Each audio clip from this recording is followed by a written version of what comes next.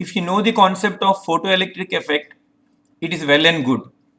Otherwise, please watch video number 8 in this series to have the complete knowledge of photoelectric effect. In this video, let us solve a numerical to learn more about photoelectric effect. Hello everyone, I am Srinivas Bisala. You are watching Chemistry is Easy. Let's solve a numerical connected with photoelectric effect. Here is the numerical.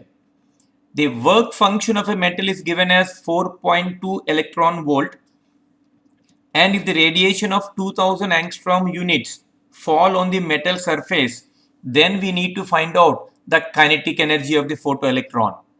So this is very simple. The only thing is the calculation part. So let me write down the formula here.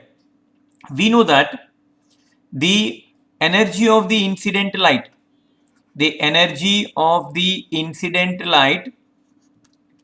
this will be equal to the sum of the work function and kinetic energy of the photoelectron. So work function is given here and the wavelength of the incident radiation is given.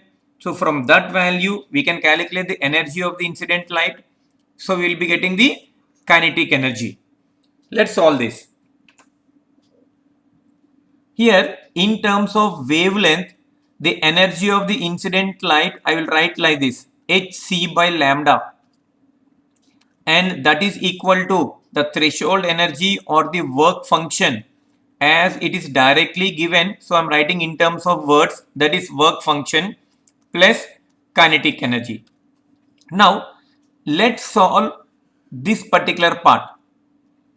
Here the wavelength is given as equal to 2000 angstrom units. Let us convert that one into energy. So E is equal to 6.625 into 10 to the power of minus 34 joule second multiplied by velocity of light. It is 3 into 10 to the power of 8 meters per second divided by this wavelength given as 2000 angstrom units, means 2 into 10 power 3 multiplied by 10 power minus 10 meter, isn't it? Now as I mentioned earlier, the 6.625 into 3, this becomes 20 and divided by 2, and this is 10 power 3 minus 10 means this is equal to 10 power minus 7.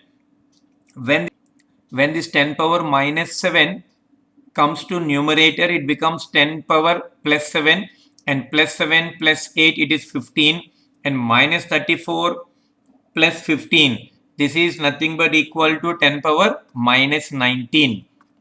So this value is nothing but 10 into 10 to the power of minus 19 joules. Clear? Now what about the work function? The work function, this is given in terms of electron volt, that is 4.2 electron volt. Now let us convert this one into joules, and this is equal to 4.2 multiplied by 1.602 into 10 power minus 19 joules. To convert electron volt into joules, we need to multiply with 1.602, and this comes to be 6.72 into 10 to the power of minus 19 joules. So how to get kinetic energy?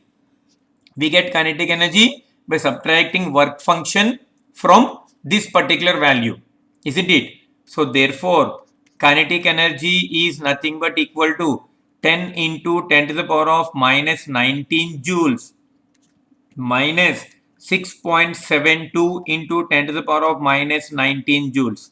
So here as 10 power minus 19 is common in both the cases, simply it will be 10 minus 6.72, and 10 minus 6.72 is 3.28, and the common term is 10 to the power of minus 19 joules. So this is our answer, 3.28 into 10 to the power of minus 19 joules, and that is there in option C. So our answer is option C.